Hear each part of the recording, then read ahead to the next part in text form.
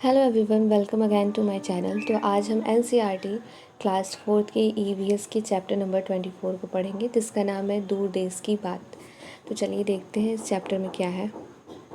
ये जो चैप्टर है वो 8 पेजेस का है और इस चैप्टर में आबू धाबी एक देश है, उसके बारे में बात की गई है और वहाँ के देश में जो चीज़ें जैसी प्रकृति होती है वहाँ की, जैसा वातावरण होता है और यहाँ भारत में कैसा होता है, इनके बीच में कंपैरिजन किया गया है थोड़ा बहुत, और वहाँ के रहन सहन के बारे में बताया गया है। यदि आप सी टेट की तैयारी कर रहे होंगे तो इसमें कुछ इम्पॉर्टेंट पॉइंट्स होंगे जिसको मैं आपको हाईलाइट करके भी बता दूंगी और उस पर थोड़ा सा हम डिस्कस भी कर लेंगे।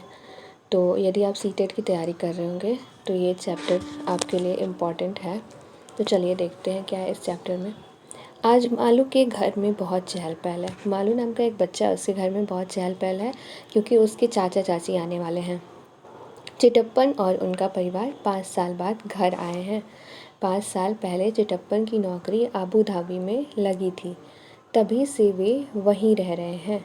मालू और उसके अप्पा चिटप्पन के परिवार को लेने हवाई अड्डे गए। यानी चिटप्पन जो मालू का चाचा है, चिटप्पन जो है वो मलयालम में चाचा को कहा जाता है। उनका फैमिली जो है वो आबू धाबी में रहता है। उन्हीं की फैमिली को एयरपोर्ट पर इनके मालू के पापा लेने के लिए गए हैं। अब देखते हैं। हवाई जहाज़ के पहुंचने के बाद सभी यात्रियों का सामान उतरने में काफ़ी समय लग गया। आखिरकार चिटप्पन, कुंजमा और बच्चे हवाई अड्डे से बाहर आते दिखाई दिए।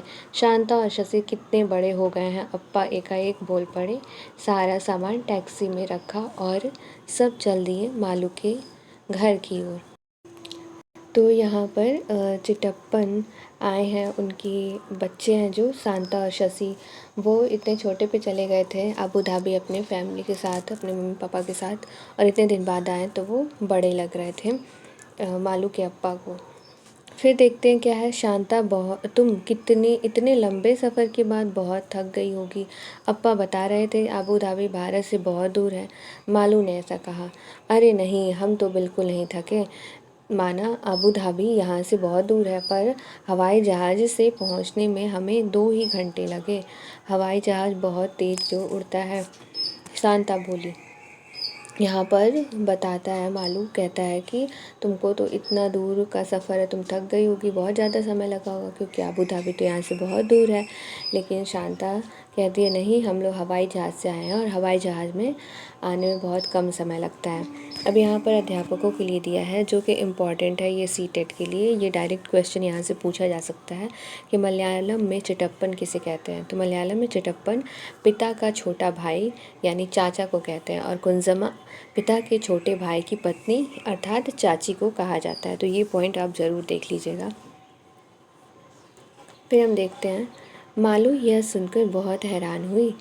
उसे याद आया जब वह अपने स्कूल के ट्रिप पर चेन्नई गई थी तो उसे ट्रेन में पूरे 12 घंटे लगे थे, लेकिन नक्शे में तो चेन्नई और कोच्चि बहुत पास दिखाई देते हैं। हवाई अड्डे से घर तक के रास्ते में मालू, शांता और शशि ने बहुत सारी बातें की। मालू को याद आया कि वह जब अपने स्कूल के बच्चों के साथ ट्रिप पर गई थी तो उसे बहुत ही अच्छा लगा था। वह शांता से भी पूरे सफ़र की बातें जानना चाहती थी।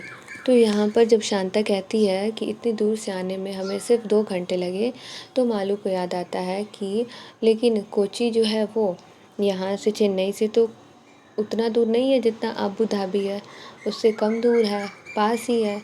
तो मुझे 12 घंटे लगे थे ट्रेन से आने जाने में और इसे सिर्फ 2 घंटे लगे क्योंकि ये हवाई जहाज़ से आई है। और ये वहाँ के सफ़र के बारे में क्या क्या एंजॉय किया, इन सब चीज़ों के बारे में शांता से जानना चाहती थी मालू। अब देखते हैं रेत ही रेत। तो यहाँ पर आबू धाबी में पाए जाने वाले रेतों के बारे में बात की गई है। जो आबू धाबी है वो रेतीला इलाका है, वहाँ पे चारों तरफ रेत ही रेत होते हैं। तो देखते हैं। मालू ने पूछा, क्या तुमने हवाई जहाज़ से बहुत सी मज़ेदार चीज़ें देखी? हाँ, ज़्यादातर हवाई जहाज़ से बादल ही बादल दिखाई दिए, क्योंकि हवाई जहाज़ बादलों से बहुत ऊपर उड़ रहा था। यानी कि शांता को सिर्फ बादल ही बादल दिखाई दिए, क्योंकि हवाई जहाज़ जो था वो बादलों में उड़ रहा था या बादलों से ऊपर उड़ रहा था। फिर इससे पहले कुछ समय तक तो नीचे रेत ही रेत दिखाई दी, पर रेत का रंग बदलता रहा, कभी सफ़ेद, कभी भूरा, तो कभी पीला, लाल या काला। कभी कभी उन्हें रेत के पहाड़ भी दिखाई दिए। फिर नीचे ज़मीन दिखाई देनी बंद हो गई। शांता बोली, इन्हें रेत के टीले भी कहते हैं। शशि ने आगे कहा, मैंने तो केवल समुद्र के किनारे ही रेत देखी है। मालू बोल पड़ी। मालू ने कहा कि तुमने इतना रेत देखा, मैंने तो सिर्फ समुद्र के किनारे रेत देखी है। मैंने और देखो यहाँ, मैंने तो सिर्फ समुद्र के किनारे रेत देखी है। तब तुम्हें आबू धाबी ज़रूर जाना चाहिए। ये कौन बोलता है? चिटप्पन बोलते हैं। उन्होंने बताया कि अबू धाबी और आसपास के देश रेगिस्तानी इलाके में हैं। शहर से थोड़ी ही दूर जाओ तो चारों ओर दूर दूर तक रेत ही रेत दिखाई देती है। न कोई पेड़, न ही हरियाली, केवल रेत। केरल में बने अपने घर के आसपास की हरियाली और ठंडे पानी को मैं बहुत याद करती थी। अब यहाँ आकर बहुत अच्छा लग रहा है। ये कौन बोलता है? कुंजमा बोलती हैं। बारिश कैसी होती है यह बात तो शांता और शशि भूल ही गए हैं। वैसे भी रेगिस्तान में बारिश नहीं होती। वहाँ पानी सचमुच बहुत कम कीमती है। वहाँ न बारिश है, न ही नदियाँ, न ही झील, न ही तालाब। यानी कि बताती हैं कुंजमा कि मैं तो बहुत ज़्यादा मिस कर रही थी यहाँ के ठंडे ठंडे पानी और हरियाली को, लेकिन अबू धाबी में हमें ऐसा देखने को नहीं मिलता है। उनके जो बच्चे हैं शांता और शशि, वो तो इतने छोटे पे उन लोगों ने इंडिया में बारिश देखा और वहाँ पर जाके भूल ही गए कि बारिश कैसी होती होगी। इतने दिन वहाँ पर रह लिए और वहाँ पे बारिश तो होती नहीं है। वहाँ पे पानी जो होता है वो बहुत ही ज़्यादा कीमती होता है। ना ही वहाँ पर नदियाँ हैं, ना झील है, ना ही तालाब है। ज़मीन के नीचे भी वहाँ पानी नहीं है, चिटप्पन ने कहा। शशि ने बीच में कहा, लेकिन वहाँ रेतीली ज़मीन के नीचे तेल होता है, इसलिए तो वहाँ पेट्रोल आसानी से मिल जाता है।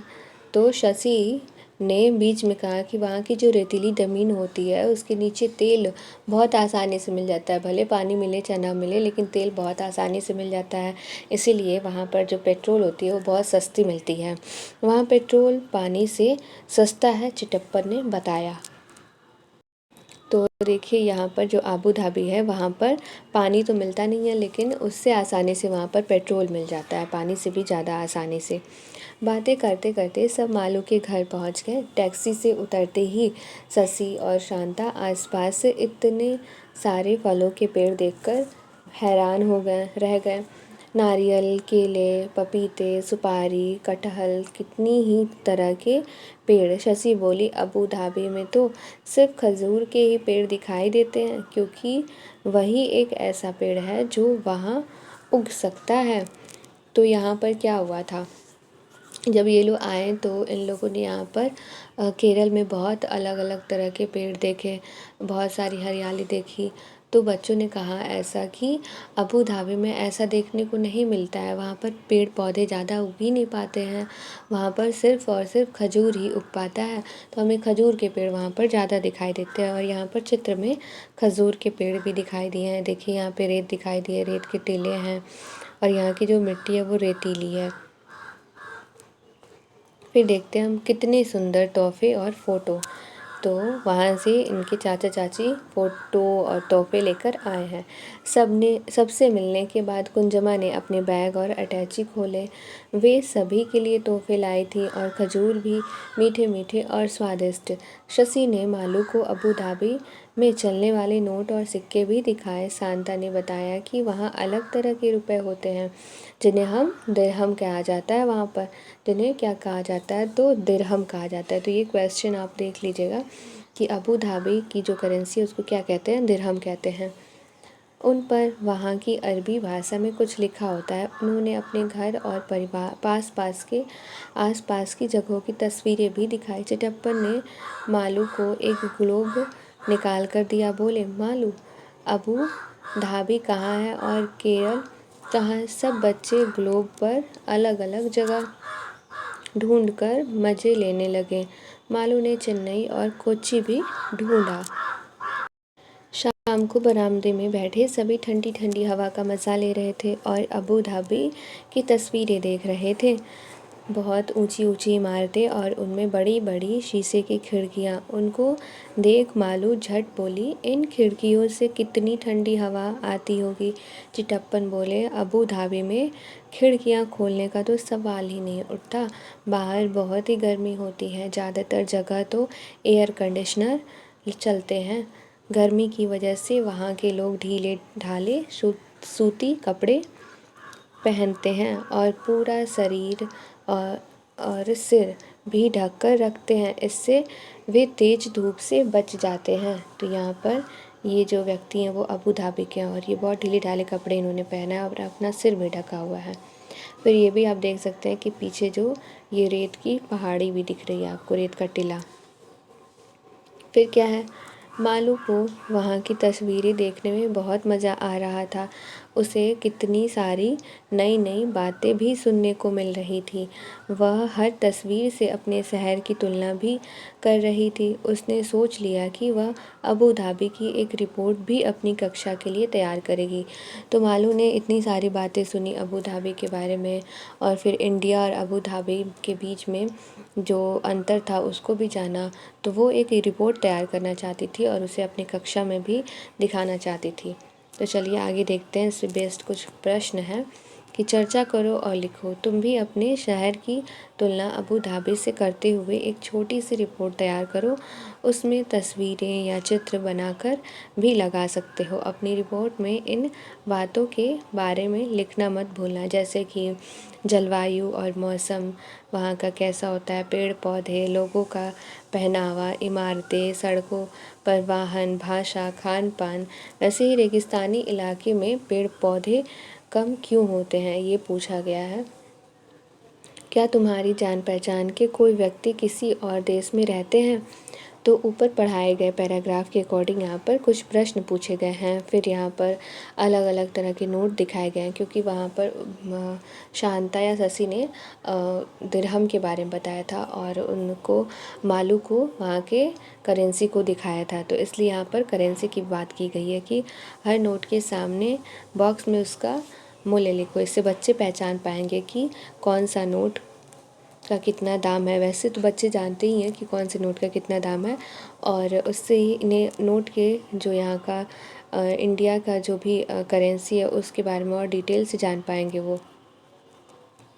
फिर नए और पुराने नोट में हम अंतर भी बता सकते हैं। फिर सिक्के हैं, उनको भी दिखा सकते हैं जो सिक्के चलना बंद हो गए हैं।